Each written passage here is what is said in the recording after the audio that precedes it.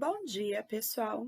Na aula de hoje, nós vamos trabalhar os módulos 78 e 79, comparação de dados e informações de diferentes fontes. A teoria se encontra nas páginas 25 a 27.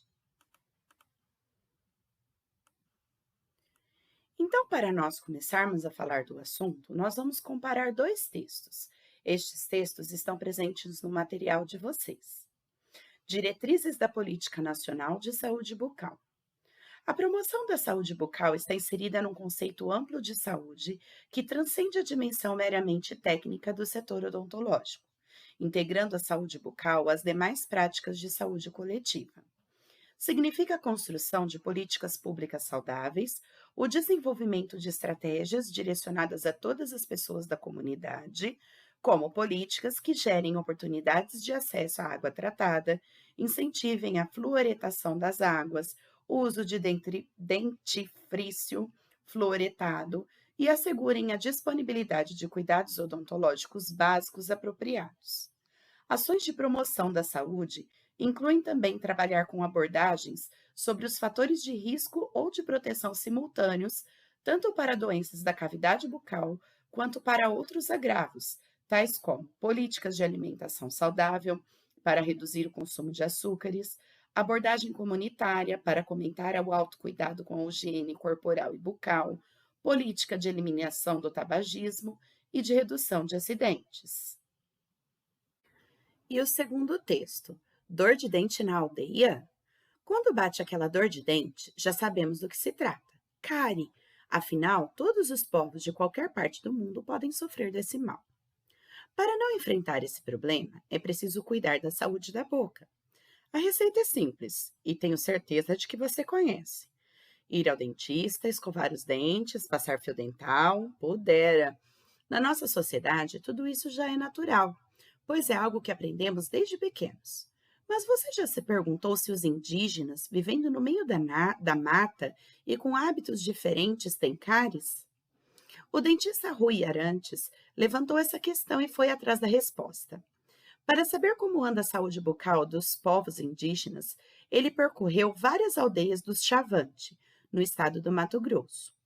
Com base nesse percurso, escreveu um trabalho para a Escola Nacional de Saúde Pública Sérgio Arouca, da Fundação Oswaldo Cruz, no Rio de Janeiro. Rui examinou os dentes dos indígenas e fez um levantamento de casos de dentes cariados ou perdidos e de doenças da gengiva. Ele constatou que nas áreas em que os povos tiveram mais contato com a sociedade não indígena, formando seus hábitos de vida, a população apresentava mais cáries. Já os indígenas, que apesar do contato com outra sociedade preservaram sua tradição, tinham menor índice da doença. O dentista, no entanto, revelou que em algumas regiões, onde a alimentação indígena é pastosa, composta por mingaus de mandioca ou de milho, além de muito mel, os indígenas já apresentavam cáries antes do contato com outra sociedade. Isso porque esses alimentos são à base de amido, uma substância que, quando ingerida, se transforma em açúcar em nosso organismo, o que favorece o surgimento de cáries.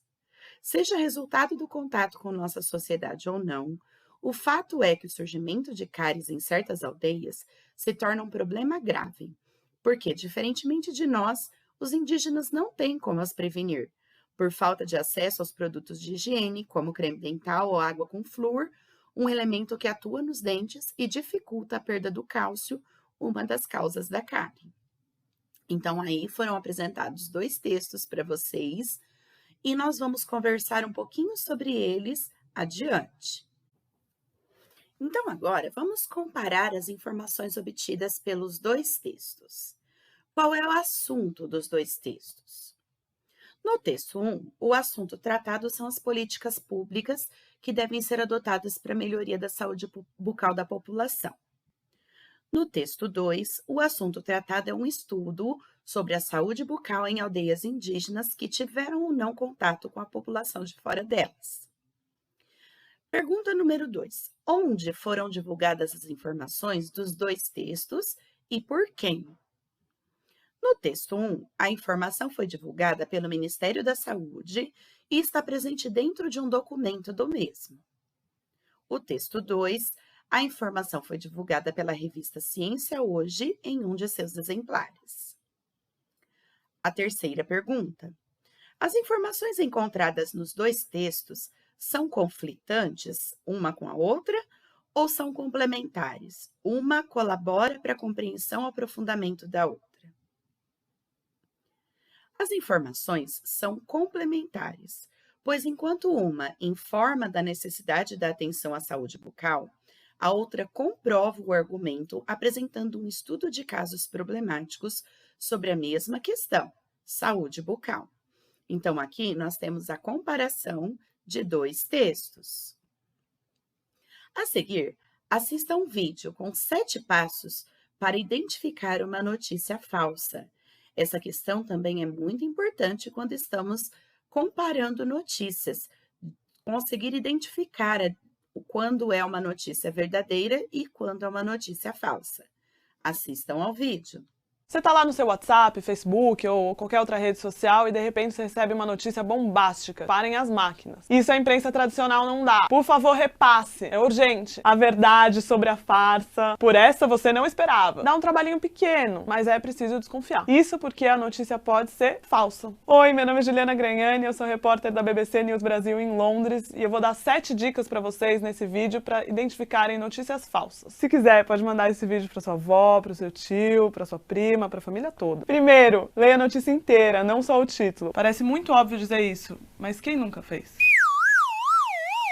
Número 2, checa a fonte e a autoria da notícia. Se não tiver fonte, nem autoria, desconfia já de cara, é muito provável que seja falsa. Se tiver autoria, joga esse nome no Google, no Bing, em qualquer outro buscador e checa o que mais essa fonte tem publicado. Entrou no site que reproduziu a notícia e o site tem muitas notícias de esquerda ou de direita, esquerda, direita, direita, esquerda. Falta de equilíbrio é um tipo de desinformação também, então fica atento para isso. Terceiro passo, digite o título da notícia no buscador. Se for falsa, é muito provável que algum veículo de checagem de notícias já tenha desmascarado o boato. Número 4. Olho vivo para os fatos da notícia. O que eu quero dizer com isso? Os fatos têm que ser verificáveis. Então você pode pegar um fato e jogar no Google e ver se isso aconteceu de fato. Ou no Bing. Ou qualquer outro. Uma autoridade disse X coisa. Disse, eu vou invadir o Paraguai.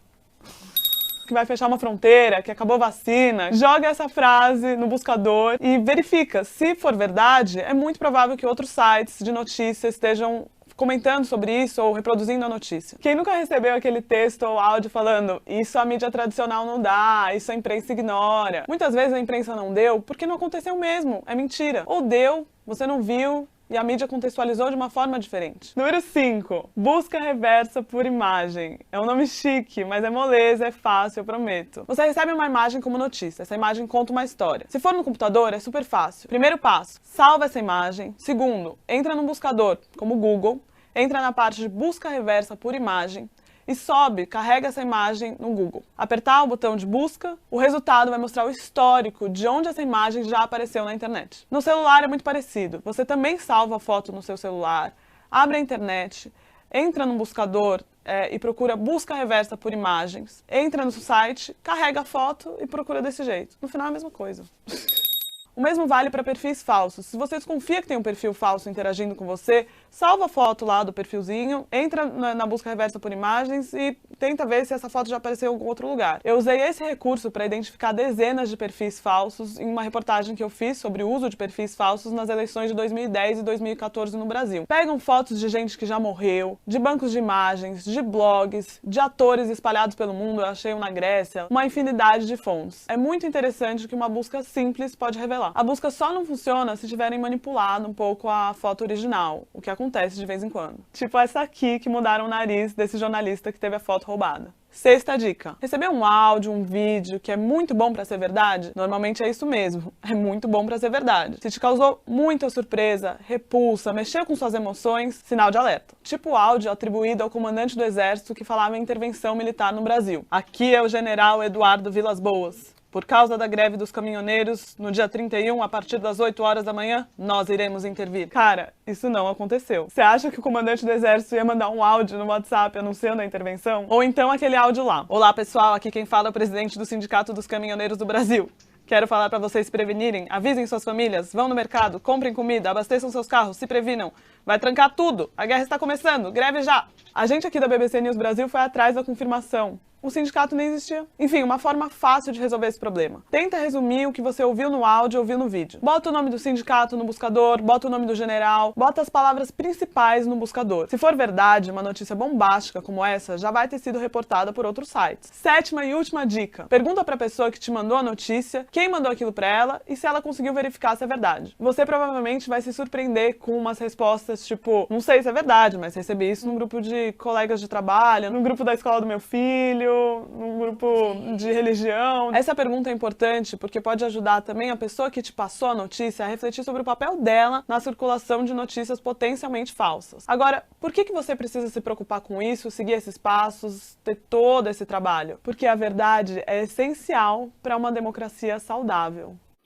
E para colaborar com o vídeo, eu trouxe também em texto como identificar uma notícia falsa. Você sabe diferenciar a verdade dos boatos quando recebe aquela notícia urgente pelo WhatsApp ou pelo Facebook? Descubra nesse guia como não propagar rumores pelas redes sociais. Você acabou de receber um link no WhatsApp ou uma notícia através de seus contatos no Facebook. É uma notícia urgente que vai deixar muito amigo indignado e você mal pode esperar para compartilhar.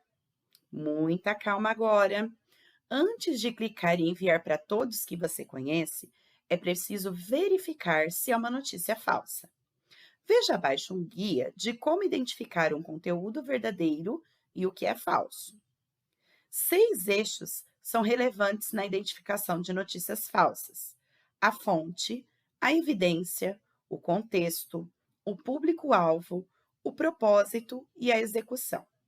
Para cada um deles, uma série de perguntas podem ser feitas para ajudar o leitor a identificar se está diante de uma notícia verídica ou não. Confira a seguir mais informações sobre cada um desses pontos. Número 1. A fonte. A primeira pergunta é: quem escreveu esse texto ou captou esse vídeo ou tirou essa foto? Procure por informações relacionadas ao autor do conteúdo, o nome da publicação em que está sendo veiculado e quem está relacionado à publicação, como instituições fundadoras e associações políticas. Se o texto não possui autoria, desconfie. Se possuir, pergunte-se: o autor é confiável? Ele é um indivíduo? Representa uma instituição? Esta instituição é um veículo de informações confiáveis ou está associada a interesses específicos? Fazer uma busca pelo nome do autor pode ajudar a reconhecer a credibilidade da fonte da informação. Procure também se o site possui um Quem Somos.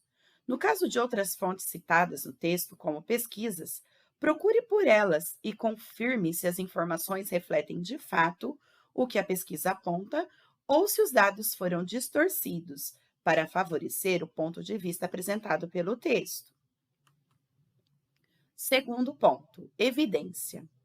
Busque no texto por informações que você pode verificar, como, por exemplo, nomes, dados, locais e citações a documentos ou pesquisas. Questione-se quais informações são usadas no conteúdo para sustentar os fatos. Os fatos apresentados realmente se sustentam com essas informações? Os dados apresentados são estatísticas de uma fonte de informações confiáveis ou nem sequer são citadas no texto? Citações genéricas como "de acordo com pesquisas" ou "estudos afirmam" são comuns em notícias falsas e gêneros afins. Observar se há aspas de alguma pessoa citada no texto também deve ser objeto de observações. Outras perguntas relacionadas às falas de especialistas e pessoas citadas no texto também devem ser alvo de questionamento. Quem é essa pessoa que está falando? Qual é a sua função profissional? Ela tem conhecimento para falar sobre aquele assunto? Há alguma evidência de que ela está falando a verdade? Procure por outras notícias veiculadas em fontes confiáveis que tenham reverberado as falas do interlocutor. Número 3. Todas as notícias existem dentro de um contexto. Esse contexto é complexo. Ele é histórico, social, econômico, cultural, temporal. Pergunte-se: qual é o cenário geral dessa história? Ela apresenta um panorama completo da história ou omite informações? o que está sendo deixado de fora do texto? O contexto do lançamento daquela notícia possui algum outro condicional ou acontecimento, como eleições, que podem ter gerado aquele conteúdo com o propósito de influenciar visões? Considere diferentes forças em torno daquele fato, como acontecimentos atuais, tendências culturais, objetivos políticos e pressões financeiras e de mercado. Número 4, o público-alvo. Entender para quem o conteúdo foi feito também pode ajudar a identificar se tem algum viés ou intencionalidade que não está visível à primeira vista. Qual é o público-alvo pretendido? São pessoas que compartilham algum interesse em comum? Qual é o interesse do grupo? As informações apresentadas se respaldam unicamente sobre esse interesse ou também apresentam dados que possam equilibrar este interesse? Preste atenção aos apelos a grupos específicos ou pessoas. Essas informações podem não estar presentes diretamente nas informações apresentadas no texto, mas também na linguagem usada pelo conteúdo. Técnicas de apresentação dos pontos levantados pelo texto, que podem, por exemplo, seduzir o leitor e levar a uma conclusão enviesada, e a escolha de imagens. O propósito. Todas as notícias compartilham o fato de que foram criadas por alguém e com algum propósito. Entender a razão disso é a base para o letramento midiático. A pergunta-chave é: por que esse texto foi escrito? É para informar sobre algum acontecimento? É para te convencer de alguma perspectiva ou sobre algum tema? Quem pode se beneficiar com a circulação dessa informação? É para te convencer a comprar algo? É para dividir, como no caso das sátiras? A observação de fatores como a missão da publicação em que o texto está sendo veiculado, linguagem, uso de imagens persuasivas, técnicas para fazer dinheiro ou caça-cliques e posições declaradas ou não declaradas sobre a temática podem dar pistas sobre o propósito do conteúdo em questão. Além disso, o usuário pode se questionar sobre qual sentimento que aquela mensagem lhe causa. A maioria das notícias falsas tende a inspirar sentimentos fortes nos leitores, como indignação ou grande surpresa, fazendo com que o leitor se sinta com necessidade de compartilhar aquele sentimento e conteúdo em suas redes. Por último, a execução. O modo como o conteúdo é produzido e apresentado esteticamente também dá pistas sobre a veracidade do que está sendo veiculado. Estilo de texto, gramática, tom, escolha de imagens, posicionamento e layout são alguns elementos que podem dar indicações sobre a credibilidade da publicação. A pergunta principal sobre a execução é: como as informações estão sendo apresentadas? Há uso de adjetivos que possam enviesar a leitura? Algumas palavras aparecem em caixa alta, aquele famoso caps lock ligado, no título ou no corpo do texto. Esses recursos costumam ser utilizados para criar reações emocionais nos leitores e são evitados em textos jornalísticos. O design da página e escolhas de fontes parecem ruim ou o texto mal escrito. A baixa qualidade também é característica das notícias falsas. Bem como o uso da caixa alta, esses sites costumam apresentar erros gramaticais, imagens sensacionalistas, que muitas vezes foram manipuladas, e manter diversos anúncios pela página. Muito mais do que qualquer outro veículo de credibilidade, ou mesmo propagandas em pop-ups difíceis de fechar, que você acaba clicando e abrindo antes mesmo de conseguir fechar o pop-up. Outra pergunta essencial é: como é a URL da página? O URL é aquele endereço em cima da página, aquele finalzinho de endereço. A maioria das URLs confiáveis termina em .com, .net, .org e as do governo em .gov. As de conteúdo duvidoso costumam usar outros domínios, como .co, que também pode ser o domínio dos sites da Colômbia, mas caso vejam conteúdo em português com domínio colombiano, desconfie. Se o domínio for WordPress ou Blogger, Vale lembrar que se tratam geralmente de publicações pessoais e, portanto, são opiniões. E opinião, cada um tem a sua, mas isso não a torna um fato verdadeiro. Além disso, alguns sites costumam usar endereços muito parecidos com o de publicações de credibilidade, copiando até mesmo o layout, mas sem a mesma qualidade. Em uma olhada rápida, podem ser facilmente confundidos. URLs aleatórias com nomes estranhos também merecem desconfiança. Vale lembrar que existem vários níveis de sofisticação de notícias falsas. Alguns parecem duvidosos logo de cara, mas outros não. A partir desse movimento de questionamentos básicos, o indivíduo passa a não só questionar mídias, mas também outras coisas que consome, como se a empresa da roupa ou produto que ele costuma usar é acusada de trabalho escravo. Vira um hábito questionar. Você começa a querer saber quando, onde, quem fez, por quê. Todo mundo vira um pouco Sherlock Holmes, diz Poliana Ferrari, professora de hipermídia e narrativas transmídias da Pontifícia Universidade Católica, a PUC, pesquisadora em comunicação digital e autora do livro Como Sair das Bolhas. E aqui nós temos um exemplo de uma agência confiável e que busca desmascarar notícias falsas. Essa agência se chama Lupa, ela é uma agência de fact-checking, o que seria? Ela pega uma notícia e ela checa se essa notícia é verdadeira ou não. Ela está vinculada ao UOL e é só procurar lá no Google, Agência Lupa, que vocês encontram o site. É muito boa para pesquisar se uma notícia é verdadeira ou não.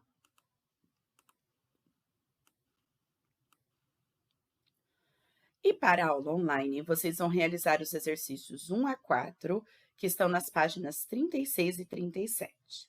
Até daqui a pouco!